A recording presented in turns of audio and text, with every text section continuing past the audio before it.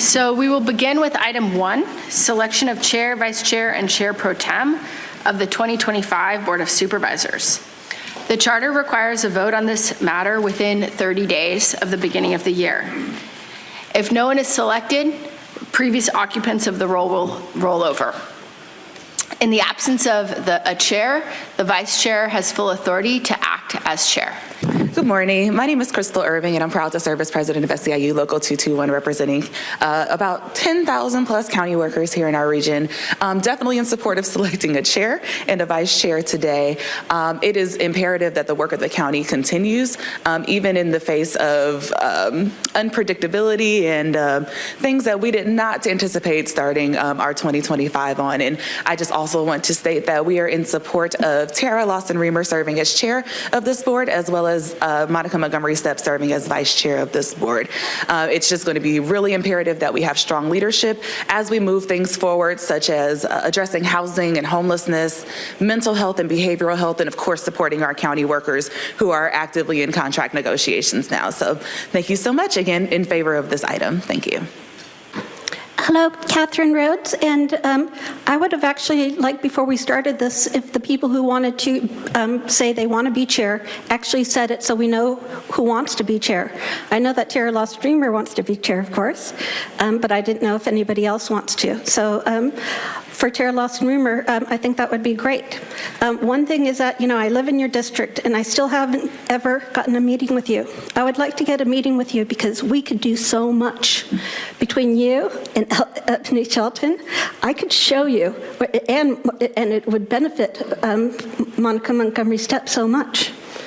I could show you the cash. I could show you how we could take care of business, how we could help the homeless, how we could get, instead of, let's say, a Hope and Vine that nobody wants, we could get 1,000 people over in the Silver Strand parking lot right now for free. It's our state land. We own it. We could do so much. Please get a meeting with me. Thank you. It's not free when the taxpayers still got to pay for the damn thing. Okay, right now we're at a stalemate. We got can you please state your name? Okay, if you back my time up, please. My name's Alan C. Yeah, right now we're at a stalemate. We have 2 GOP, 2 Democrat. It shouldn't be about party. It should be about the people. And yet you smiled when that union rep came up here. You know more than 99% of the people you represent are not union government workers. Why don't you start repping them? I call on this chair, I call on this board to make the right decision, to pick for the people, because Sandag right now is looking at converting every freeway lane into toll lanes. Yes, it's on the 2025 regional plan. This one here. 78% of the toll revenue from 125, the working class people. It's happening. You're actually tolling people twice, 3 times, 4 times when Transnet promised that the roads will be free. And yet it's not happening. Look at the email I sent you. I sent you a video of Tom Holman. He's coming after Vargas. That's why she stepped down, because you guys broke the law. You didn't show up, Joe. Why didn't you show up to vote against the super sanctuary city? Thank you. Next speaker, please. I use the name Michael. I suggest that every last one of you step down. This is such a ridiculous, outrageous charade, a clown show.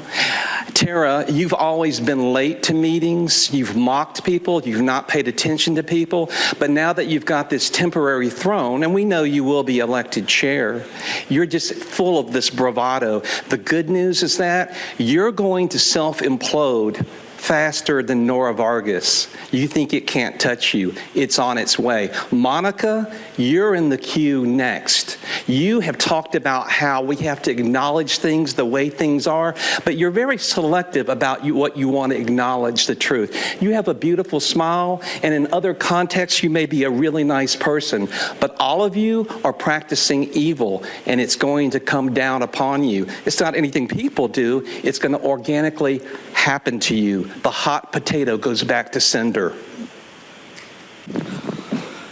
Mark, Tara Lawson-Remer is a complete tyrant. Right after taking your oath yesterday, you literally talked about the gun laws and the violation of our Constitution that you've committed.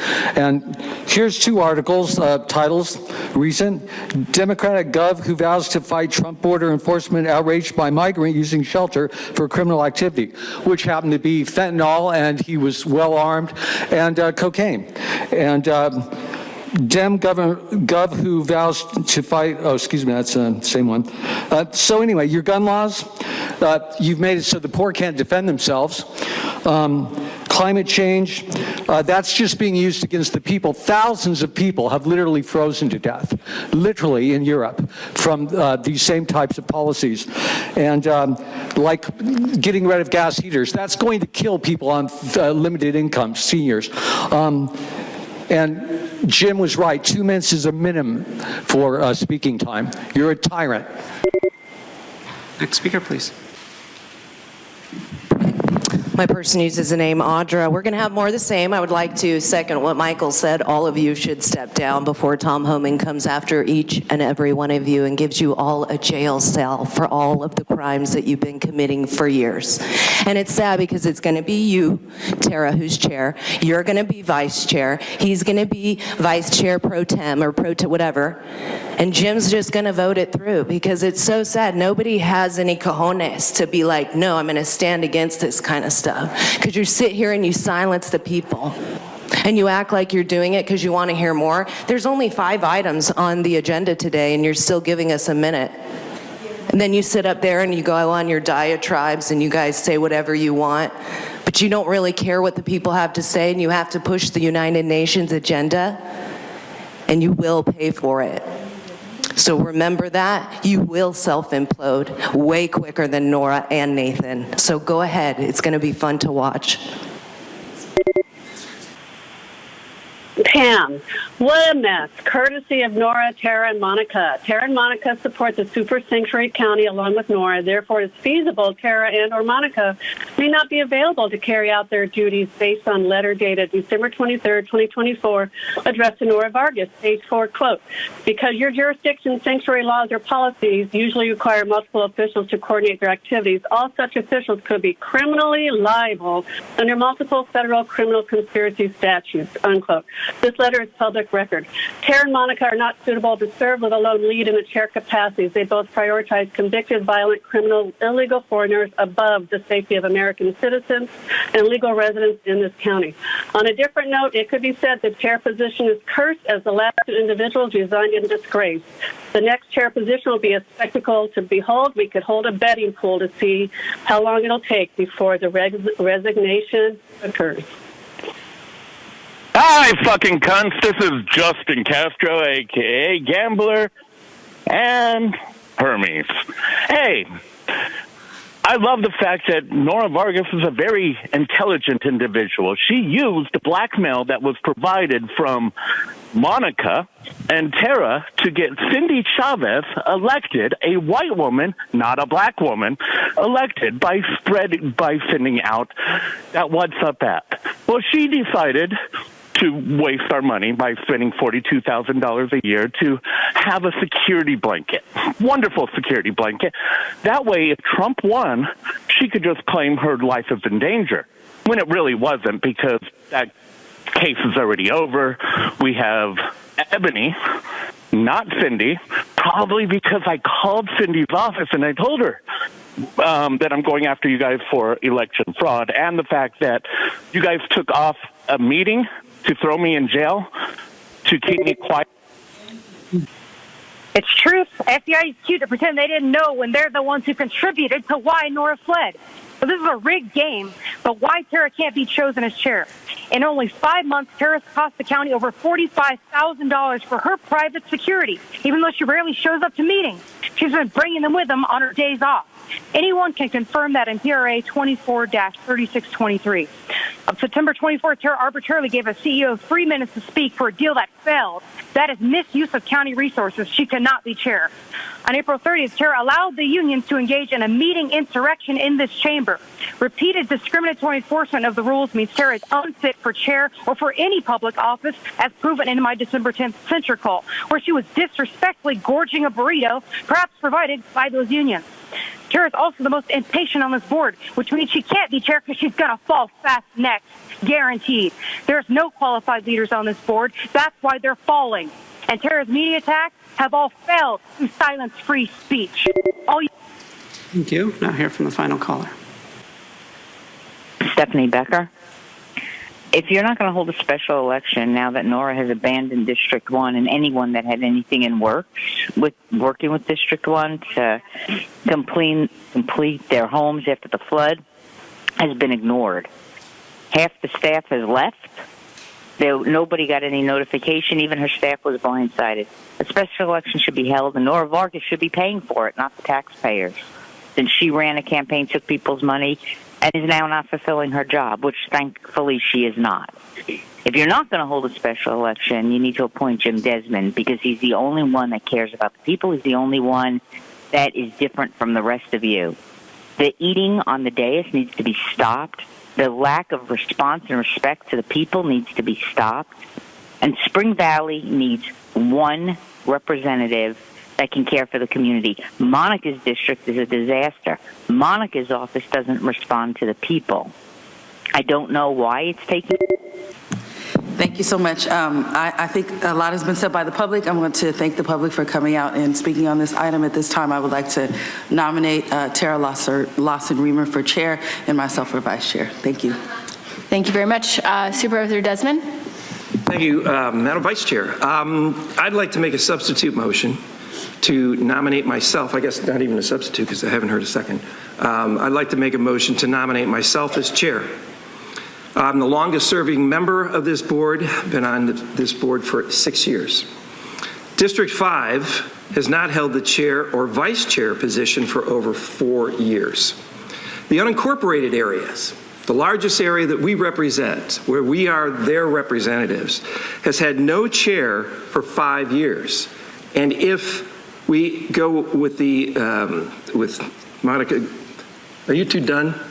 Thank you. If we go with the previous motion, then it will be, if each of you serve 1 year, there'd be 7 years that the unincorporated area will not have a chair. And if you each go do 2 years, which has been the track record of the past here, the recent past, it'll be 9 years before the unincorporated area even catches sight of being a chair or vice chair, having a representation. 4 years ago, when I was the incoming vice chair, my district and I were stripped of 90% of our committee positions.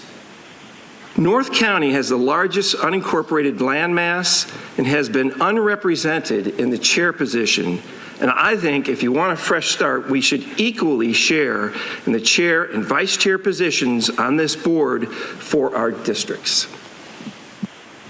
Thank you, Supervisor Desmond. I'd like to turn to Andrew Potter. We had a motion on the floor. Sir, we have a second, but we have a problem. So, Andrew, could you please explain? Thank you. We have a motion on the floor by Supervisor Montgomery Stepp. This time, that is the motion that's on the floor, waiting for a second until there is a determination of whether that motion dies for lack of a second or there is a second. The motion that you just made, Supervisor Desmond, would be out of order. We need to handle. You can't have a substitute motion until there's a second to the first motion. So, okay, I will second Supervisor Montgomery Stepp's motion.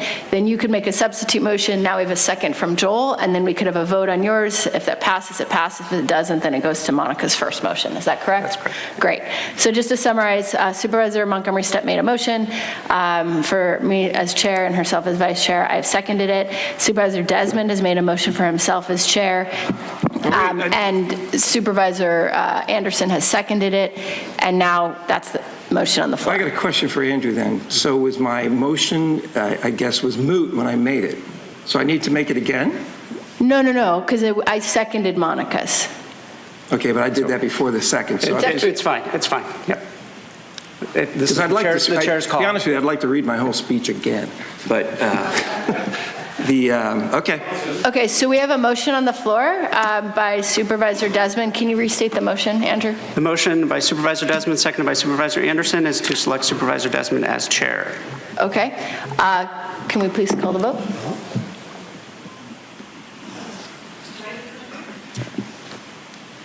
And Vice Chair Lawson-Remer, that motion fails due to the lack of affirmative votes, and that is a tie vote with Supervisor Desmond and Supervisor Anderson voting aye, and Vice Chair Lawson-Remer and Supervisor Montgomery Stepp voting no. Thank you. So now we go to the original motion on the floor. Can you please call the vote on that motion? Thank you.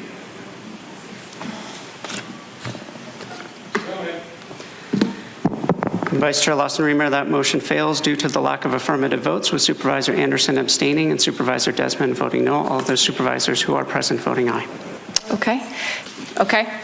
Well, thank you all very much. I mean, as we know, this is going to come back again next meeting, so we're going to continue kind of trying to grapple with this question. I think this is an unsurprising outcome of having being the situation that we sit in currently. So as Vice Chair, I will continue to preside as Chair of the County Board of Supervisors, and just as I've done in previous instances when the Chair has been absent, I will continue to fully fulfill all the duties and obligations of this role as described in the County Charter. And I look forward to working with Pro Tem Joel Anderson in his role as Acting Vice Chair until such a time as successors are chosen for this role. I do want to say before we recess that I have noticed over the last couple years a lot of folks coming to these meetings with concerns over how these meetings are run, and I really would like to take this as an opportunity to have a fresh start and really ensure that we can work with the public for people to be treated with respect and dignity. So I would love to meet with anyone who wants after our meeting, not just now because we have to reconvene at 10 o'clock, but after the board meeting today.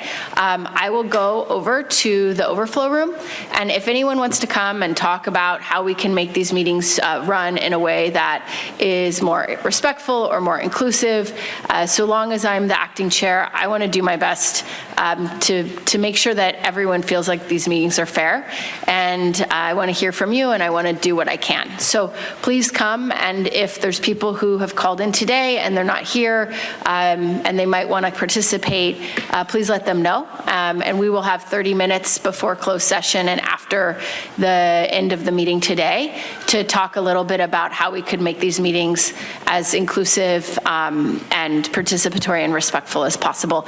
And this extends to my colleagues as well, but obviously it's primarily for our public who has voiced many concerns over the last few years. So, you know, with that, I just want to say I'm very much looking forward to working with all my colleagues and this board to continue improving our region. And we are now recessed, and we will come back at 10 o'clock. Thank you. Good morning again, Alan C. There's next week, I guess you have to agendize next week concerning whether you're going to go to appointment or special election. I'm calling out now during my non-agenda public comment that yes, we need to vote. The people need to decide special election only. No matter how much it costs, you give billions of grants for utter nonsense, but when it comes to the vote, protect our democracy. Yes, the people in the South Bay need to vote the replacement of that worthless piece of crap that left this office and did not swear in after she wasted hundreds of thousands of dollars of my tax money, and then she steps down right before Tom Homan's arrests her. How horrible is that? So yes, no matter how much it costs, the people in the South Bay need to vote a replacement. Not appointed by Joe, not appointed by you, Tara, or you, Montgomery, or you, Desmond. Only the people of that community needs to vote. That is so critical. Protect our democracy, make it happen. In addition, every option must be allowed, including in-person voting. If you shut off one voting procedure, you're disenfranchising a group of voters. That is wrong. Every voting option, special election, let the people decide in the South Bay who to vote for. Because as I mentioned, if you look it up, San Diego Regional Plan 2025, it actually states convert every existing freeway, take away freeway lanes, convert to managed lanes. Do you get the picture? Managed lanes are toll roads if you do not pay a toll. New York has already done it. They have a fast pass program. You go to the city of New York downtown, your fast pass gets deducted an additional $9 just for the pleasure of going downtown. Will that happen here? Will that happen in your city, every city, on roads that were already paid for through Transnet? And yet you want to tax us again and again and again? Reamer, you rep over to Sandag, do something. It is wrong. Get that rescinded from the 2025 regional plan. Remove tax and road because the Coronado tolls. Thank you. Thank you. Next speaker. Mark, recently Claudia Silva made false made false statements on item 36, and I quote, 1, is this really a violation of people's limited First Amendment rights in this forum? 2, when you get really, really loud, that can be very disruptive. It can really bother other people who are in attendance, who are trying to really listen to a meeting. 3, when you're at this business meeting, please conduct yourself in a manner that is respectful so that everybody has an opportunity to be heard. 4, then 2 minutes still remains, and it's a discretion issue. And that's a matter that you all, as a policy matter, can decide that, right? 5, it doesn't remove a person's ability to comment, end quote. 1, yes, tyrants determining whether your interpretation is on topic, while the tyrants demand your respect and allow 1 minute on complex, very important items is a violation of the Brown Act and people's First Amendment rights in this forum. 2, being loud during your allotted time does not disrupt anything, and other speakers can be heard in their time. Also, my First Amendment right remains, especially if someone is bothered. 3, I shall not be respectful when Tara, Nora, and Monica are forcing treasonous UN Agenda 21 goals, destroying our U.S. sovereignty. 4, Claudia Silva took 4.5 minutes to advise Nora on our First Amendment. Now, Claudia, try to make all your points in 1 minute, which is impossible. The Brown Act states that speakers be given a reasonable amount of time, and that is not at the chair's discretion. As Jim Desmond requested, 2 minutes is a bare minimum. You took 4.5, Claudia. This board's tyrannical disrespect frustrates speakers, so they sometimes continue a bit after your cool 1 minute limit. 5, the Brown Act provides for anonymity. Those sanctions permitting teleconferencing remove a speaker's option to remain anonymous, which violates the Brown Act. Sending e-comments or written comments to be ignored is an insult to intelligence. That Claudia would join with Tara is a perversion of our First Amendment. Thank you. Thank you. Your time is up. Hello. I am Purita Javier, senior with existing medical condition and a victim of ceramics kiln toxicity since 1999 or 97, located, constructed, and operated at 5238 Streamview Drive, San Diego, California, 92105, in a residential zone designated Community of City District Number 9. My late husband was a veteran and father figure of the couple, owner of the ceramics home business. He was 92 when he fell down in our backyard, broken his hip, in the hospital, brought to the hospital home. Few months later passed away quietly on February 25th, 2012. We were friends even after demise. In my residency, I observed smoke and even fume or odor coming from their side. My late husband many times cautioned me not to go near the direction of the ceramics facility. Curious, too, that our windows were permanently fastened and closed. In those years, I had no idea of what ceramics and its hazards. The COVID pandemic period 2020 and our curiosity. Thank you. Your time is up. Next speaker, please. Cesar Javier. This is a 40 years story of toxicity. And we did our part. We did the formal reporting June 13, 2012 to the police, HAZMAT, the fire, and they cannot investigate because it has a business tax permit. This is a failure in rule crafting. This is a failure of implementation. Imagine it was located, constructed, and operated in a residential zone designated area. Councilor Rivera, the one supported by Supervisor Steve, failed. Why? He is supposed to be the #1 solution maker, but he is the governing board member of the Air Pollution Control District, including the mayor, who wrongfully implemented the wrong rule. Look at the organizational charts of the Air Pollution Control District. Very clear, this is also a failure in the organizational structure. Director Forbes is in charge of the permit sphere, while the governing board is in charge of crafting and approving the rule.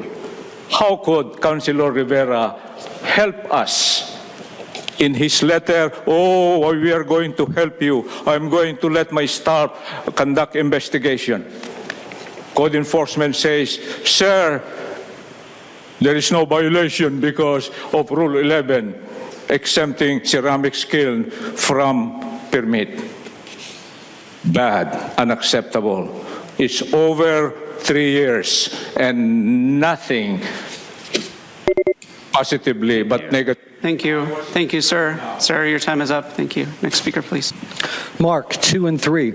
2, I'm actually for, yes, compensating the workers. Unfortunately, I have a feeling that some of the administrative workers will get much, much more than the people doing the real work, but I'm not sure of that. Various appointments. So, number 3, Tara's got some appointments, and I do not agree with any of Tara's decisions. Well, actually, I mean, most of them probably don't matter much. Arts and Culture Commission, there are little things you can do to use that as propaganda, but mainly I'm concerned with Health Services Advisory Board, especially since you guys recently voted for something that said that homeless people could be treated against their will, which will probably mean pharmaceuticals, and held in jails for being homeless, which means basic slavery in our modern day, real, actual slavery, where they're taken for being homeless because you, Tara, who supposedly are an economic advisor to the Obama administration and an expert in this field, never told anybody that stopping inflation by ending the Federal Reserve, and which causes inflation. You never did any of this. It's totally negligent. Yes, it's not within your purview of power here to control that, but it is your responsibility to state that it needs to be done for all the things you're trying to do, including this. So, yeah, I'm against your reappointing whoever you are for the Health Services Advisory Board, and he might be good, I don't know, but since you're appointing him, I don't think so. You're a total tyrant, and 1 minute for agenda items is not correct. Our only chance here is that Jim becomes the chair. Hello, Katheryn Rhodes, and I'm actually, item 4, I'm actually not in favor, and this is specifically for our clerk, Andrew Potter, and our county counsel, Claudia Silva. This right here is item 4, the agenda item. None of the links work. That means I can't download any of the documents. That means you shouldn't be, basically it's not working. You have a new system right now. The system is not working properly. For this one right here, of course, my favorite document that I can't see is the periodic financial report for November 2024, where I usually look at what the ARPA funding is, how much is left. You know, I think there was 100 million left, and I wanted to see what the update here was, but I can't. So I don't think that you should be voting on anything for item 4. I think you should bring back item 4, and I think you have a special meeting on the 14th. So it's really item 4, and it's also item 5 that I'll talk about during the closed session, because the links do not work. That means we can't have a discussion on any of these items. The other item that I wanted to see was, the first one, of course, was CR 15, the Auditor Controller, County of San Diego Periodic Financial Report, on page 3 of 4. And then CR 14, the Chief Administrative Officer, Final Report on the Enterprise of Homeless Services Assessment. I want that report. Why can't I see that report? Can somebody do something? When I get to the number 5, What happened is it seems like the links do not work on this, and it seems what you did is you scanned it. Instead of having the links work, you scan the documents so the links don't work. So I don't think you could actually do anything in closed session. Thank you. Just for a moment, thank you for those are great questions. It's a cause of concern if the public can't access important public documents. So Andrew, if you could please update us on what's going on with that. Thank you, Vice Chair Lawson-Remer. Yes, our IT contractor, Peraton, is working on the issue that Katheryn noted with the communications received list. However, those documents are available to the public. Katheryn, you can email our office. We send those over to you as quickly as possible. They are available as well as hard copy in our office. So the links are being worked on, and in the meanwhile, people can email the office. Absolutely. Okay, yes. thank you very much. Hi, Alan C. I'm going to focus on item 3, appointments. There's a saying, appointed judges who are not approved by corrupt politicians get borked. There's also what happened to crooked politicians who are now called get Fletchered. We know what we're talking about. Okay, concerning these appointments, I'm going to focus on health and inhumane services. I live down in Chula Vista, the county health and inhumane services down there. Let me tell you a story about them. Our director needs to take notice. They get a whole packet of goodies, free cannabis, thank you taxpayers, medical cannabis cards. They walk across the street, there's a blood donation, $400 for 4 pints of blood. They don't care if the blood's drug tainted, they dump it down the drain and get the tax write-off. Further up the streets, not 1, not 2, not 3, but 4 tents of California free phones so you can do your drug deals. Further up the street, our city council, not 1, but 2 cannabis stores right across the street from the women's gym, Planet Fitness, right in the Target parking lot that locks up $3 soap. That's where they get the drugs from. And by the way, that cannabis shop runs that entire parking lot. And there's drug deals going on right there, a couple of cars, where they get the drug deals from the $400 they get from the blood donation center. That's what's happening with your cannabis health and inhumane services, whoever's taking that position. But that needs to be looked at. Because the city of Chula Vista had to fence out the entire area, and we finally got Harborside open, but not full time. It's only open from 3 to 7.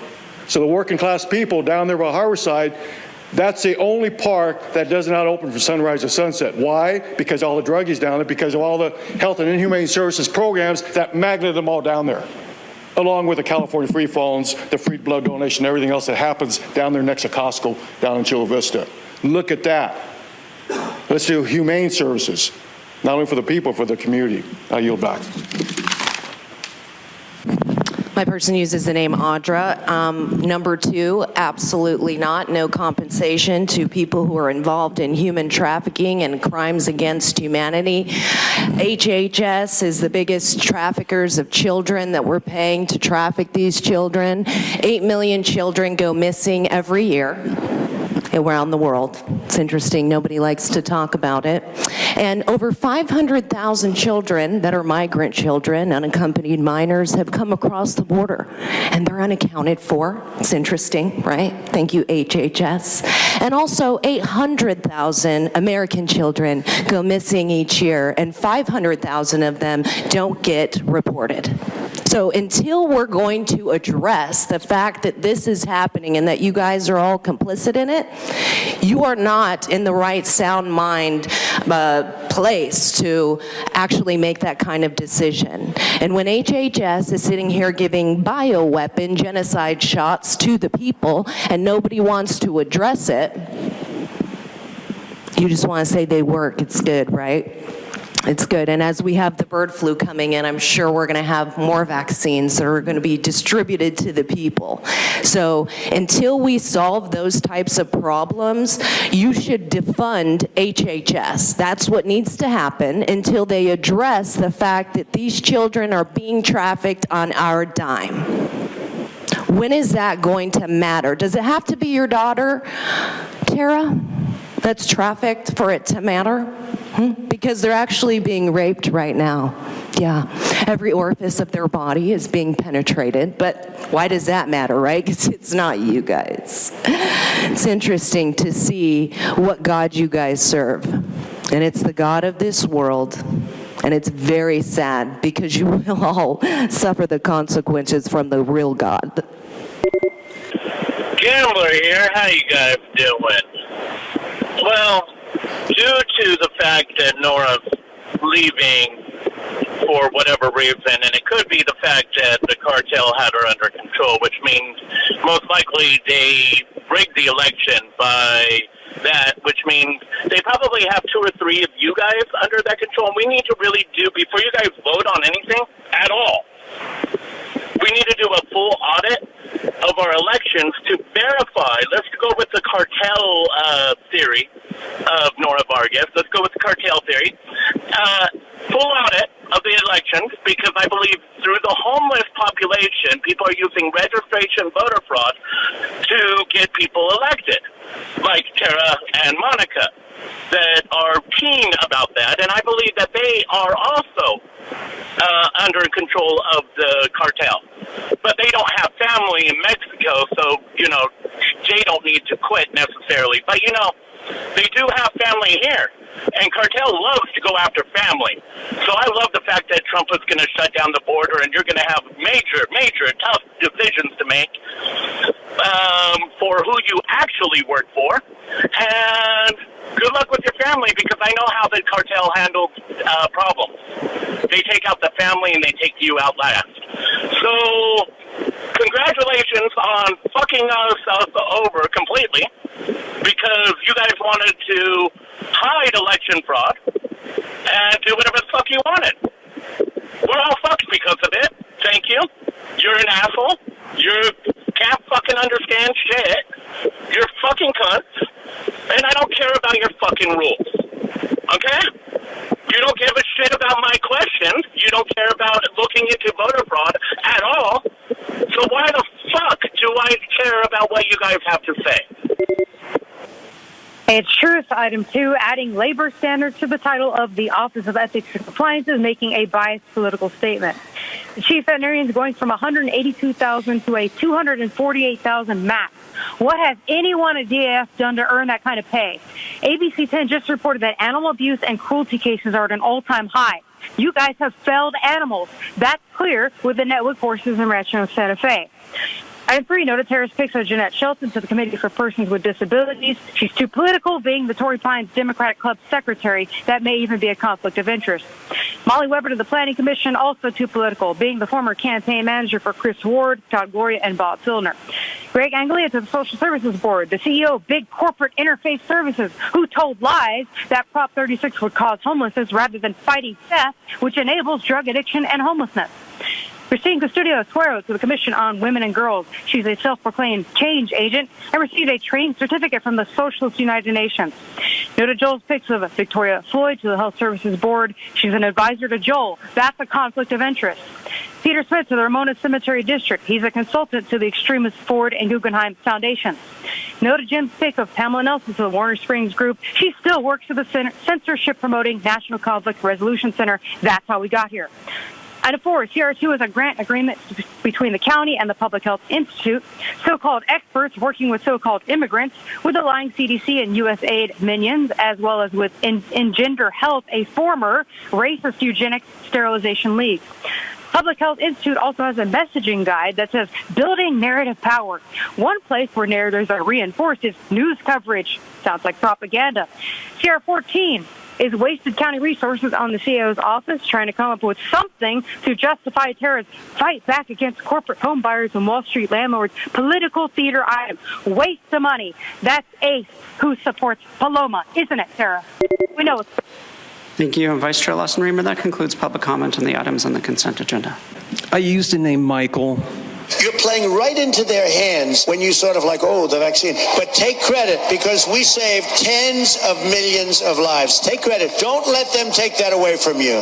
Okay, so the president made news. Do you agree with that, right? Both the president and I are vaxxed, and did you get the booster? Yes. I got it too. Okay, so... Don't. It shows you how unpainful that vaccine shot is, so everybody go get your shot. It works incredibly well, 95%, maybe even more than that. It works works incredibly well. I recommend take the vaccines. I did it. It's good. Take the vaccines. The vaccines do work and they are effective. I think I saved I know I saved millions and millions of lives throughout the world. Many of us are frustrated with the nearly 80 million Americans. Okay, I played that because most people like to think in terms of red and blue, Democrat, Republican, but what we're actually dealing with here is systemic narcissism, sociopathy, and psychopathy at all tiers, including this man who was making all these crazy statements about the bioweapon serum injection that people are now suffering with advanced cancers and other illnesses that are turned on inside their body. A remark about Tara. No, I will not be coming to your little round table, Tara. You've had 5 years to course correct. You know exactly what needs to be done. What you're doing is actually an example of narcissistic abuse hoovering, meaning you're trying to rope people back into your game, and people that are aware of this aren't going to play. Also, I highly recommend this woman over here, Claudia Silva, be fired. It would be actually great if she actually left the region. She makes over $500,000 a year, probably close to $600,000 a year, and she's terrorizing people with these rules that are against the U.S. Constitution. Thank you. Thank you. Next speaker, please. Hello, Katheryn Rhodes, and I actually want to talk about on the 14th. You're going to talk about who you're going to, what you're going to do, and I recommend that you do option 3, where you appoint somebody, because it might be until June. I think it said June 1st or July 1st before you're going to actually get somebody in. So you're going to have 5 months of only 4 of you. So I'm saying that please think about putting me on for 5 months. You don't know how much great I could do. Even though I live in District 3, I could move to District 1, and I think I could do so much good for you guys. I know where all the money is. What I really know is everything about the city of San Diego. I know all the ins and outs. I know how they steal the money and hoard the money. You know, one of the things, of course, I did my email to Andrew Potter in public comment for the links that do not work and what I'm looking for, the periodic financial report. But for the one for that you had last month, you still have like $198 million in the ARPA funds.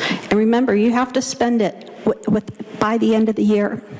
What I would do if I were the District 1 person is I would ask all of you if we could use that money to pay off the toll road, because it would be justice for the poor. This money is supposed to be for justice.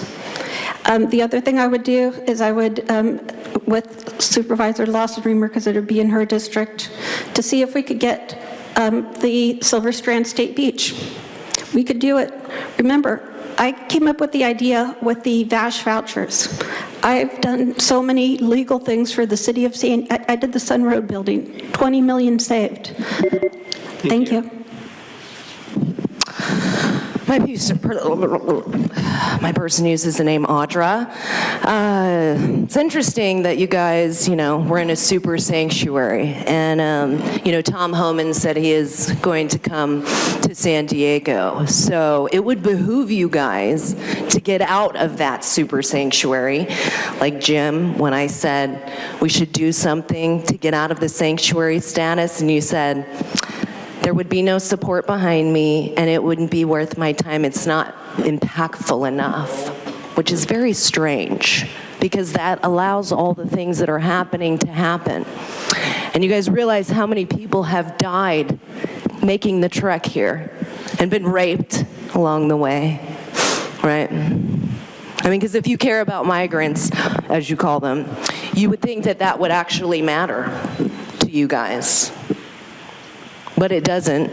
But it would behoove you, Jim, to bring forward some kind of resolution or something, ordinance, to get us out of the super sanctuary status, whether or not you're going to have the support, because it will show why the people should support you, instead of acting like, well, what difference would it make?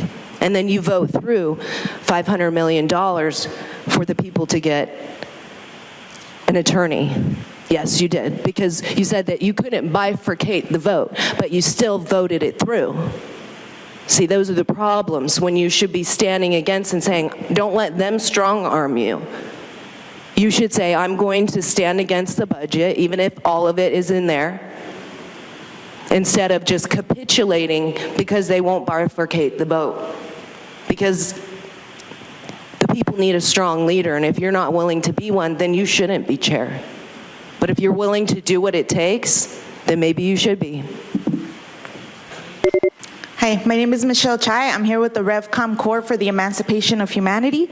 We face a very serious situation in this country with a fascist regime coming to power in 2 weeks, going after millions of immigrants first and crushing any opposition to this from sanctuary cities, counties, and states. We see this in the sheriffs here vowing to collaborate with ICE in open violation of sanctuary policies and state law. And we see this in the legal and physical threats against Nora Vargas and the fact that she resigned for her own safety. This should be a wake-up call, not just for San Diego, but for the whole country. This is a time for courage, a time to defend the rights and lives of the people under attack by Trump MAGA fascists, whether they're immigrants or public officials who are trying to protect immigrants. We are here today to declare, in the name of humanity, we refuse to accept a fascist America. Instead of hoping the normal channels of this system save us from disaster, instead of looking out for yourself first, as the revolutionary leader Bob Avakian said, it is time for collective action and self-sacrificing struggle for the greater good of defeating this fascism. On January 20th, when Trump gets inaugurated, this needs to be met with mass protests in San Diego and nationwide that is serious about building a movement so massive and powerful that it creates the kind of political crisis that prevents that Trump fascist from implementing his whole fascist program.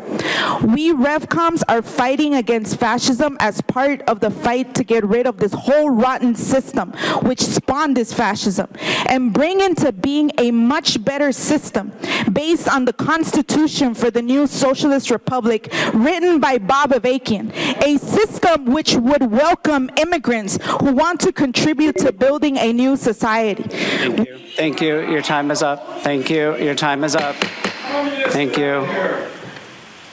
Next speaker, please. Can we please be respectful to each other and not disrupt the meeting? The next speakers should proceed to the front. Thank you. Final speaker. Now, the chair has offered to discuss civility and how we can make these meetings better. As much as I would like to believe your intent is sincere, your past actions have shown otherwise. What is saddest and most ironic is that the three progressives who came from activist backgrounds themselves have been the most inclined to shut out people and to enact double standards, clapping for thee but not for me. So if you're sincere, 4 actions to start would be: 1, rescind the no clapping rule; 2, restore the 2-minute speaking time; 3, restore non-agenda comment for both sessions; and 4, enforce the rules equally, as was not done for the meeting insurrection on April 30th. And as a reminder, we the people are not pesky things that get in the way of governing. We are the reason your jobs exist.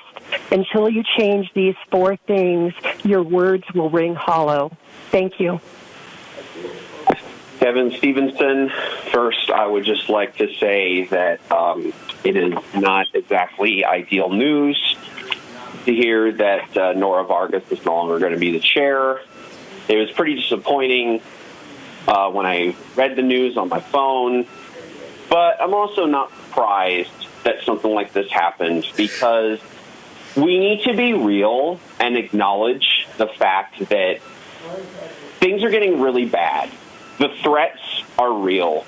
And for our elected officials here in California to get Gestapo-like threats from the likes of Tom Homan and Stephen Miller is unacceptable. To the woman who cheered that she resigned earlier, F you all the way, because that is not what we need. We don't need people resigning because they're being threatened. We need people standing up to the Nazi-like thugs in the Trump administration. We are not going to let these far-right authoritarian tyrants bully us into letting them do their mass deportation, white ethno-state dream. We should not tolerate this. I know that we're going to discuss next week about what to do in terms of filling the seat for District 1. I would personally encourage a special election because I do believe that's the most democratic means of getting a new elected official. But for now, I just want to leave and say that the threats have got to stop, and we got to stay vigilant because 2025 is going to be a wild ride, and we got to stand up, fight the power. Don't let these fascists bully us around. Truth, again, Nora did not leave for safety. She fled because she and her voice couldn't hack the meetings anymore. And she timed her fleeing in order to fix the loss for Galicia. Next, regarding the December 10th meeting discussion of item 36, I have a question for County Council. Who's been effective in 1 minute, Claudia? Who? Are you referring to Paul, who can't physically fit as many words in 1 minute's time as I can? Why do both Tara and County Council engage in disability discrimination? And Tara, respect is giving people 2 minutes or more to speak. Anything less is intentional disrespect. And if you really cared, why didn't you publicly schedule something ahead of time? See, I don't require a political theater powwow with you because you've proven over and over and over again that you don't care what anyone has to say. My only words for you, leave. And if your unlawful made-up sanctions only apply to individuals, not a group, then I'm going to start a group, and we will hold sit-ins, just like SEIU and UDW did on April 30th, that resulted in a meeting shutdown, for every single meeting until 2 minutes speaking time is restored.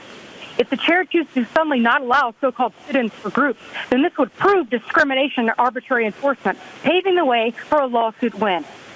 Since 2020, tensions have often been created by these supervisors based on how the meeting is run, including contentious items added to overstacked meeting agendas, the agenda rearranged at the last minute, items withdrawn from the agenda after people waited hours to speak to it, the public not allowed to pull any item from stacked consent calendars.